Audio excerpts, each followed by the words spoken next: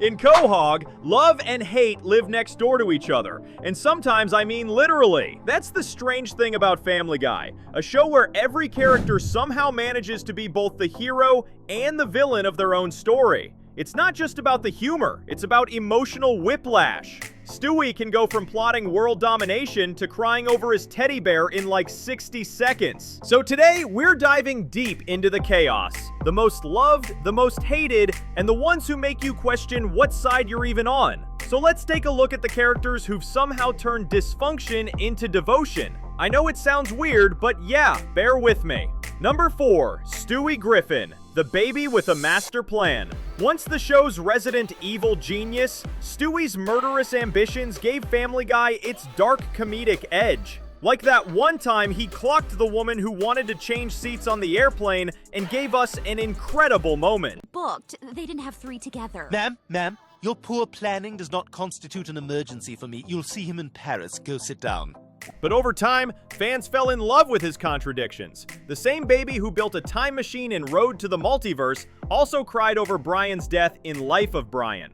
He's ruthless, refined, and occasionally heartbroken. A complex cocktail that turned him from a former villain to a fan favorite. Number 3, Peter Griffin, the idiot we can't quit. Peter is the living embodiment of what if Homer Simpson had no self-awareness. Whether he's fighting a giant chicken for 3 full minutes or joining the Patriots in Patriot games, Peter's stupidity is his superpower. Fans don't love him despite his recklessness. Instead, they love him because of it. His complete lack of growth makes him reliably chaotic, the kind of train wreck you can't look away from. Number 2, Brian Griffin, the dog who thinks he's better than you. On number 3, we have Brian, who is the show's pseudo-intellectual, martini-sipping liberal who quotes writers but can't finish a novel. Brian and Stewie are literally one of the best cartoon duos, and together, we can really see Brian's emotional vulnerability shine as he admits his loneliness. And that duality is what keeps fans hooked. He's flawed, hypocritical, and, human. For a dog. People don't love Brian because he's perfect. In fact, they love him because he's painfully real. Number 1, Glenn Quagmire, the pervert with personality. Yes, he's problematic. Yes, he's been canceled on Twitter multiple times. But Quagmire's exaggerated sleaze in episodes like Airport 07 and his speech on why he hated Brian? Yeah, makes him impossible to forget. He's an unapologetic caricature of male desire, and that over-the-top absurdity earns him both laughter and loathing. I mean, emphasis on loathing, but whatever. Because in Family Guy, being loved doesn't mean being moral, noble, or even sane. It means being the literal representation of unforgettable. These characters have evolved or refused to in ways that keep fans talking, which stands as proof that in Quahog, chaos isn't a flaw. That's the whole point. For every character fans adore, there's another they wish would just stop talking. But in Family Guy, hate is never clean cut. It's usually tangled up with fascination. These are the ones viewers love to hate, often for the very traits that make the show unforgettable. Number 4, Meg Griffin, the punchline that became a meme. Now this one might be surprising, but hear me out. We all know poor Meg, the Griffin family's emotional dartboard, forever trapped in teenage misery. Early seasons painted her as the awkward daughter we could pity, but years of relentless bullying turned sympathy into fatigue. In some episodes like Seahorse Seashell Party, where she finally explodes at her family, gave her brief redemption, only for fans to slide back into their shut up Meg reflex. Her glow up in several episodes seemed like a new arc, only for it to dull back down to its original start. Ironically, her suffering became her brand. She's neither loved nor hated because now she has become a literal meme royalty. Number 3, Lois Griffin, the mom who forgot she's supposed to be nice. Once the sane voice of the household, Lois's halo slipped fast. Episodes like Partial Terms of Endearment and Lois Comes Out of Her Shell show her crossing into hypocrisy and self-absorption, traits she used to scold Peter for. Fans started noticing that slowly but surely, her moral compass started spinning like a blender, turning her from the show's grounding force into another storm of ego and chaos. It's not that she changed, it's just that fans finally started noticing. Number 2, Brian Griffin, the dog who aged like spoiled wine. Okay, I know you're thinking, why is Brian in both loved and hated? And that's simply because he is famous for both the aspects. I mean, remember when Brian was the intellectual heart of Family Guy?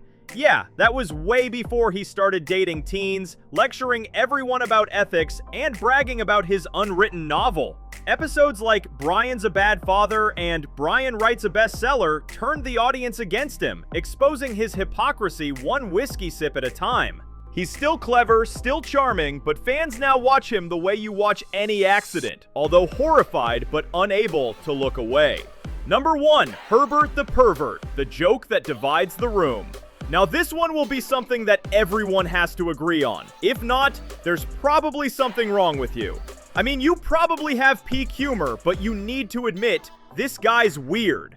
With his shaky voice and suspicious popsicle offers, Herbert is one of Family Guy's most controversial characters. Some viewers find his appearances in episodes like Play It Again, Brian funny, in dark humor of course, while others find them deeply unsettling. Either way, you remember him, and that's exactly the reason why he exists. In Family Guy, hate is just another form of obsession.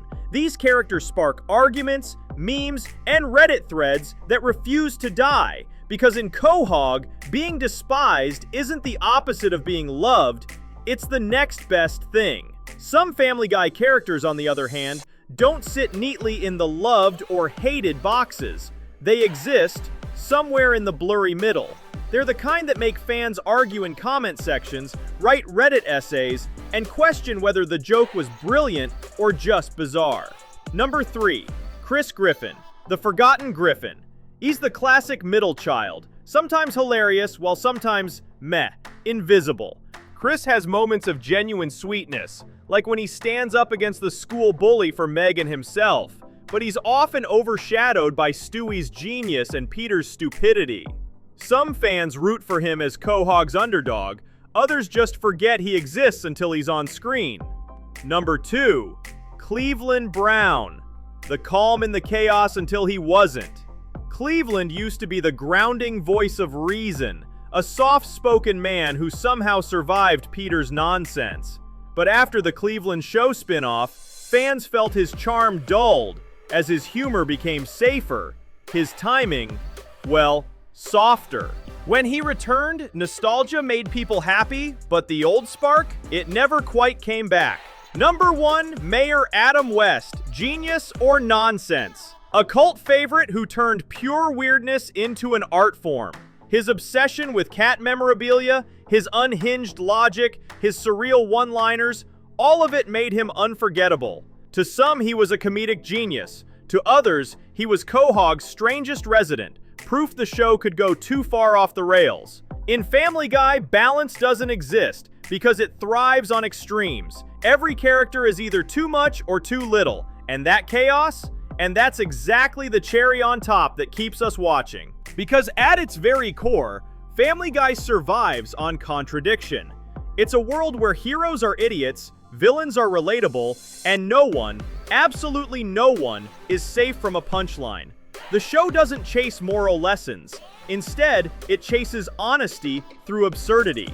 Be it Peter's chaos, Stewie's schemes, Lois's hypocrisy, and Meg's endless suffering, they all serve one purpose, which is to remind us that people are messy, ridiculous, and painfully human. Here, there's no line between love and hate, just laughter echoing through the madness. Because that's the genius of Family Guy. It mirrors us, the goodness as well as the flaws. We cringe, we laugh, but we keep coming back for the chaos that somehow mirrors a trait in you, me, all of us.